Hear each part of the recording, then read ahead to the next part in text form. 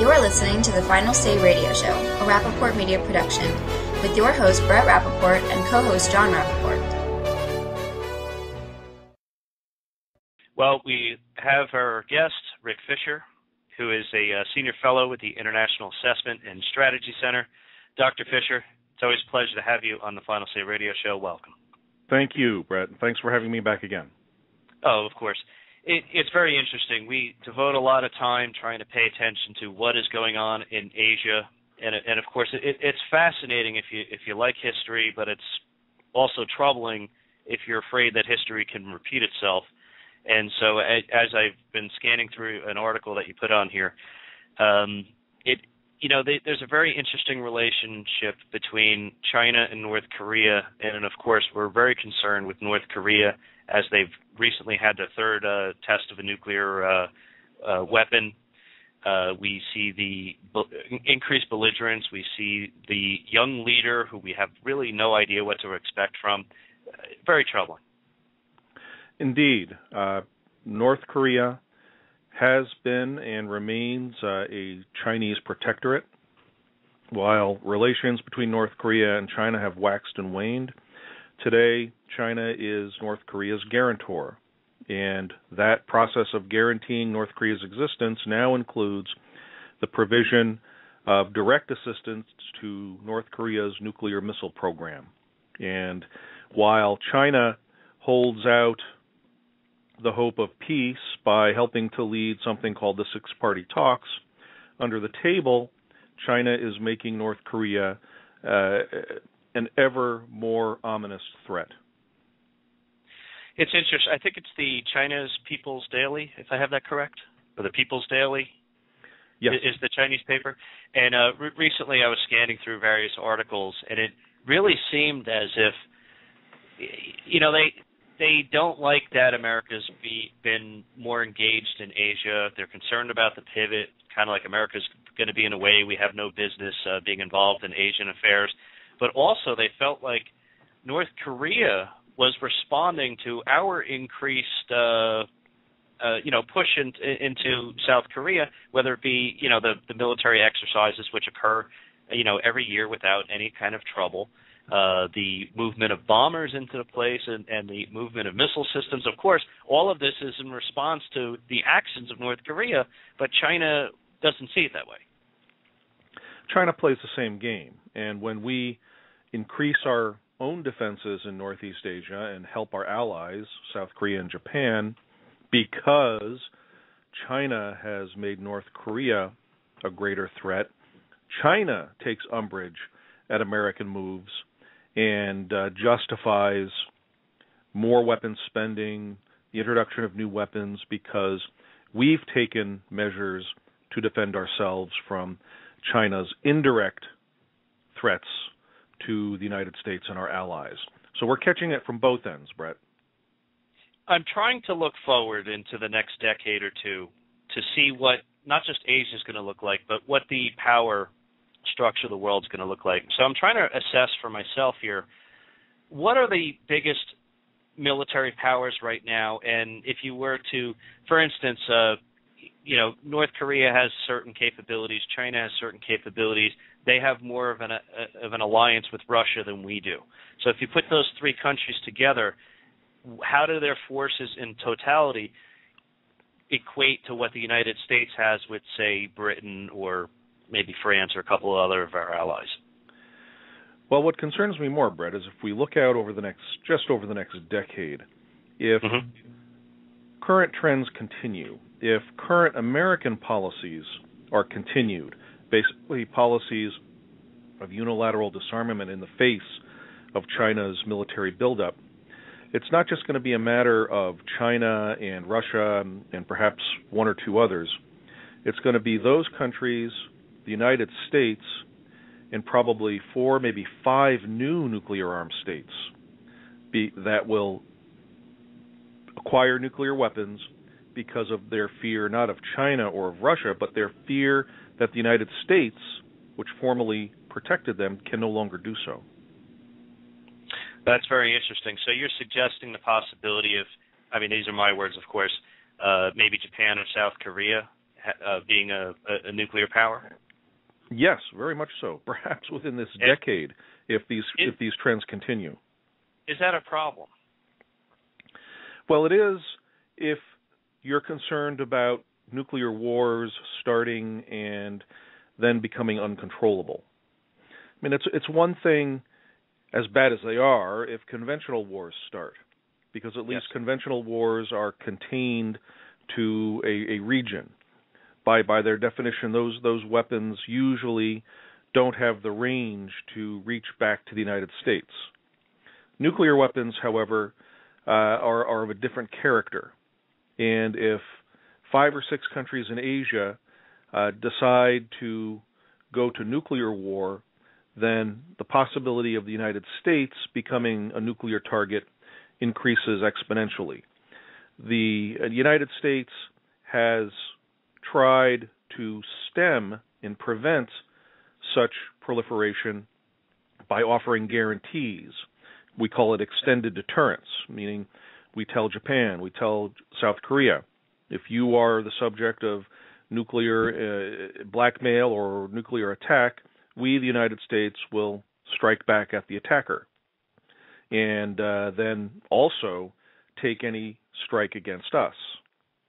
That has usually been enough to assure our allies that they don't need their own nuclear weapons and to deter the potential adversaries.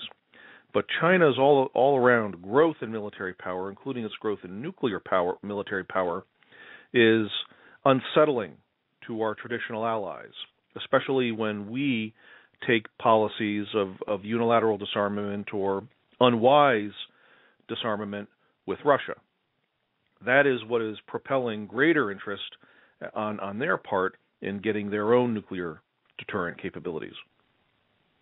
Well, Richard, you bring up a fabulous point. We're not only disarming ourselves, but you could expand this problem in 2 directions. One is, as you point out, if these countries do not feel like the umbrella is what it was in the 60s, 70s, 80s, and 90s, then they have a stimulus not only to produce their own weapons, but to realign their loyalties. Why, if you're a country like Taiwan, would you have complete faith in the United States, in Obama's America, if you will, given what you're seeing going on? You know, we had our last guest just return from a trip to Poland. If you're anybody in Eastern Europe and you look at how we jettisoned and left Poland sort of hanging there, and by the way, not only to their demise, but losing any strategic or tactical advantage that we had in negotiating, let's say, in Syria with Russia, why would you not consider realigning or at least hedging your bet by kind of like India always has, well, we're kind of friends with Russia and friends with the U.S., and then America can very quickly be neutered at a global level. This is a concern that I have had for a long time as well. South Korea, unmoored from its American alliance, will become a force against all of its neighbors, most quickly against Japan, which will arm to deter South Korea as well as China. The Chinese can then more easily stoke resentments between those 2 countries, prompting them to decide unwisely to begin hostilities. And if the United States remains allied, let's say, to Japan but not South Korea, then we're in a big fix. We're in the worst possible place. Exactly. And there's 2 entirely new spheres of future influence where I believe America has failed miserably. One is Africa, and look, I understand that it's very difficult for any country to want to invest much resources in Africa because it feels like a very painful, questionable ROI at best. But South America, Brazil, of course, is not only a BRIC nation, but it is just standalone, legitimately a large, mineral-rich, population-rich, and location-rich country that could do very well. And it seems like we have left that entire continent, with the exception of maybe Colombia, to the Chinese to develop and establish a strong foothold and probably accomplish what Russia failed to do after Reagan came into office, which was to win Central and South America. Our good friends south of the border include, of course, Colombia, but also Chile, Argentina, the Bolivarian states, Cuba, of course, are against us and have been organizing the region against the United States. We've not really done a good job in standing up to outside organizing and those who are encouraging the former President Chavez and Cuba, namely China, which is now advancing its sale of arms through our region tremendously. And so I agree. We have to pay far greater attention to Central and South America. We have to identify and stand up to China's inroads and identify dangerous Chinese relationships in this region, especially with very powerful criminal and narco elements. And we have to, yes, as you well note, forge a much better relationship with Brazil, which, in addition to being a near superpower, is also a democracy. Yes, and part of the reason why I think this is so important is even within your organization, the Strategy Center, there was an article just about a week ago about the risk, and not just the risk, but the very real alignment between China and Russia. And we see this playing out in one of our greatest distractions and sort of what to me really replaced the Cold War, which is Western liberal democracies against radical theocratic Islamist regimes. And China and Russia have been using that to their advantage and to our disadvantage as they bring their two forces together, which I think is why Brett asked you the cumulative military question earlier. And to me, we either have to find, with a reasonably long range, like 5-year plan, we need to figure out a way to create a wedge or change that dynamic, or we need to align with Brazil, Korea, Japan, and others in a way that provides a very respectable and continuous long-term hedge against what could be assumed to be a successful alliance. And, of course, India must be brought to our wing 100%. That's a very plausible point. My fear is that as we look to the future of our Asian alliances, they may become defined in the eyes of our allies to the degree that we help them acquire a nuclear deterrent. I mean, we looked the other way when Israel acquired its deterrent. We were quite active, quietly, although under the table, or not so much so, with the British, less so with the French. So there is a precedent for the United States doing something in this direction. And my fear is that we may have to get into this business in Asia, much as China does, and much as China is starting to do outside of its region as well, in the Middle East, perhaps elsewhere in the future. Rick, are there other relationships in Asia, such as possible Vietnam, Thailand, as examples that we should be working on in addition to helping to, I guess, repair some of the things with relationships with Japan and with South Korea as we're facing this increasing threat from China? Well, the two that you mentioned, Vietnam and Thailand, their perception of the United States is very much tied to their perception of the balance between China and the United States. Vietnam has been warming up to the United States lately, but that will only go so far because their dominant Communist Party leadership, which still remembers the Vietnam War, remains fundamentally suspicious of the United States and even fearful. So it will want a tilt. It will want to deter the Chinese, but it will also be just as afraid of inviting any kind of American liberalizing influence into its political system. Thailand is a much more complex case. It's on China's border. China has had centuries of influence in Thailand. To some degree, it's very difficult for the United States to compete with that, but as long as the United States remains the predominant superpower, the Thais, at least, are going to remain, or they're going to feel that they have some freedom of action vis-a-vis China, and are going to remain a responsible player within the Association of Southeast Asian Nations. Yeah, very interesting. I was reading an article actually about the Vietnamese economy and the fact that as their economy is sort of regressing slightly, that the people are becoming upset with the Communist Party and looking for some action. So I take that as a good opportunity for the United States to look to Vietnam to work out another trade agreement or some sort of a deal where it looks like we're improving the cooperation. They're getting something that they need, and we're getting something that we need, and that's the kind of leadership I would like to see from our administration, at least. Well, I second that. I have a couple questions while we just have a few minutes left here. The first question is, I was watching a very interesting show on the military channel about the revolution of helicopter technology. Then it occurred to me that in the Bin Laden raid, we left the one copter behind. We tried to blow it up, but are you aware of any technology from that the Chinese were able to get a hold of?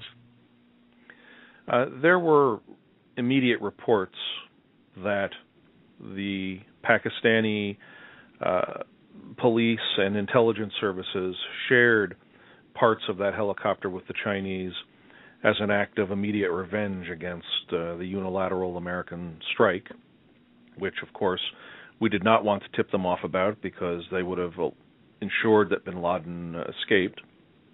But the Chinese have had a lot of trouble with helicopters. That's why they've relied on European designs for their own factories and have purchased a large number of Russian-made helicopters. Now, they're relying on the Europeans to teach them how to make helicopters. And the Europeans are doing this very quickly. Making a helicopter is almost as much an art as it is a science, in that it takes a long time to get the knack of it. But the Europeans are doing more than anybody else to help the Chinese master this craft. That's very interesting. And a final question I'd have is, we have the same situation where the drone that went down in Iran or close to Iran that was captured, and I think we've had a few of those go down. Has that technology been being used by not just countries such as Iran, but China as well? And is this something that is concerning to us? Oh, absolutely. We can be more or less completely sure that Iran shared any captured drone technology with China, because China is the overwhelming source of new military technology for the Iranians. And the Chinese themselves have been investing heavily in unmanned combat aerial vehicle technology. And they are almost at a point of parity with the United States. They could perhaps even reach a point of parity sometime toward the end of this decade or into the next one. For example, they may have unmanned strike aircraft operating from their aircraft carriers at about the same time that we start doing such, perhaps by 2020. Wow, that's frightening. Well, Dr. Rick Fisher, I want to thank you so much for joining us today. If you could please provide the website so people could find some of the reports that you've worked on over the years and keep following you as well. Brett, thank you again for the invitation. Name again is Rick Fisher. I'm a senior fellow with the International Assessment and Strategy Center, and our website is www.strategycenter.net. And thank you again. Well, thank you. We'll talk to you again soon. Thank you.